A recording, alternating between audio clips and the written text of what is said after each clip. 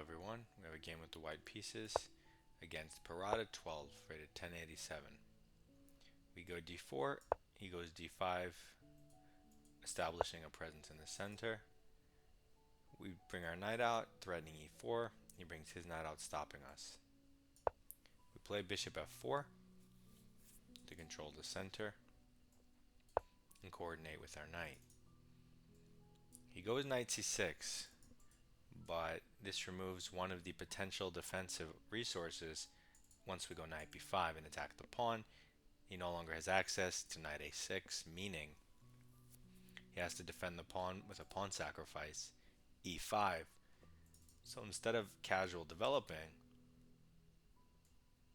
I'm going to play knight b5 immediately and target this weakness, and it might just immediately win the game for you. It's like a fried liver attack on the opposite side of the board. So he doesn't even bother defending it, he just brings out his bishop. This is of course terrible, as you can take the pawn with check and displace his king into a central file. His rook is also hanging, so it's obviously a really bad move. But once you play your knight out to c6, it's very natural, but it happens to be a mistake, specifically in the Jobava London lines, because of knight b5. So he moves his king to the only square. We might as well just take the rook. You didn't have to on that turn maybe, but we do it. He recaptures. We're up a good amount of material. Let's continue.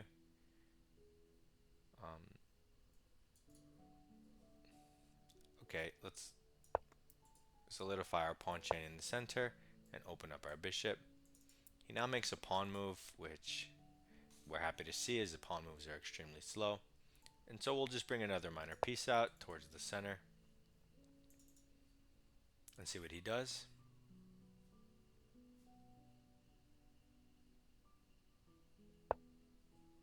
Okay, he jumps his knight here, trying the Jobava London idea on us. But we have various ways of defending it. We're going to do it in a weird way, like bishop d3, which lets the knight take, and normally you don't do this, because then you have to put a pawn here. But this pawn will support the center, and his pieces won't be able to use that square, so that'll be annoying for him. And because I'm up 3 points of material, I'm not worried about the weaknesses it creates. However, we might as well start with a free move. He undefends the center with his knight jump. Let's throw in this check for free. Also comes with threats. We could even let him take our rook, because it wastes a lot of time, and his king is in the center of the board, so we can maybe just checkmate him. How would we do that? We would need, kind of need more, our queen. Okay, well in any case, let's just develop a piece towards the center. It doesn't require any calculation, which is nice.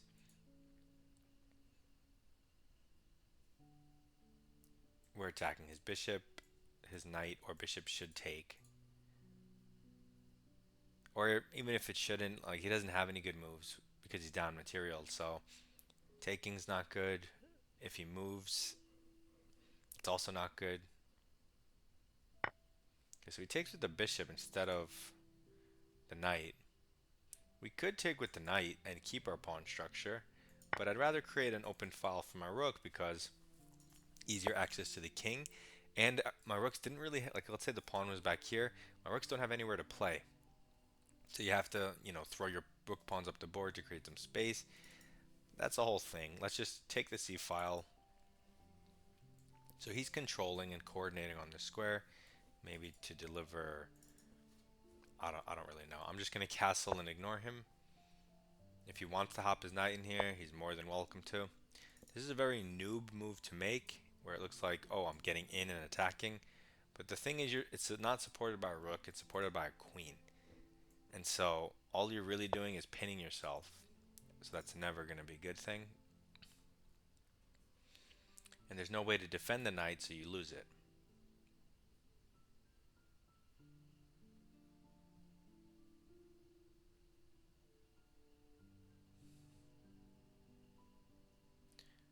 and Parada12 is just noticing.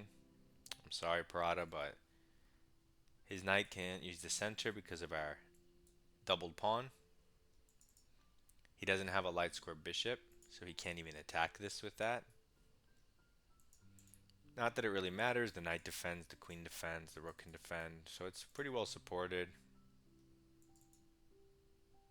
His king is in a terrible spot, blocking his bishop from getting out, which blocks his rook from getting out.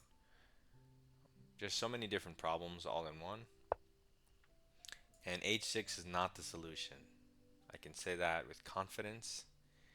So let's take the free piece for free because it hits the queen. You could have taken with your queen, also winning. Okay, but now he moves the queen. This allows our rook to get in, and he's, hiding in the corner. This can't ever work. So let's just bring in a piece in his side of the board for free because it comes with threats, maybe potential checkmate patterns. We'll see.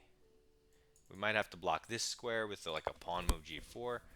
Okay, so that was the idea of h6. He wants to kind of try to create some space while attacking my bishop. Let's move the bishop.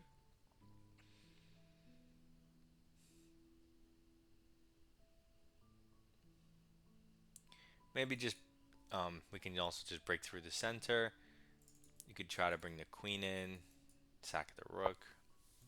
Okay, so he's hunting our bishop, but this doesn't matter, right? So we have a really cool idea. I was mentioning this square before. If we play f4, let's play f4. This gets the other rook in the game and threatens f5 check, which would clog that square, removing that escape route. And so the whole point of his pawns here, I thought, was to trap my bishop. He doesn't even kick the bishop. So let's throw in this check, forces him, the only legal move here, which attacks our rook. But this rook is creating lasers that bind the king, and so does this pawn. So the king has no legal squares right now, other than taking the rook. But it's also x-ray defended by the bishop, and the king is x-ray attacked. So we have a beautiful mate in one, two different mate in ones. Can you find them? I basically spelled it out for you. I told you what all the elements were, and so the move kind of finds itself. But yeah, if you move the knight, you get a discovery. If you move the knight here or here, that's a double check. And his king is in checkmate, so. Really cool construction. But your king does not belong in the middle of the board at the beginning of a chess game or in the middle. Only towards the end. Do you want to bring that bad boy up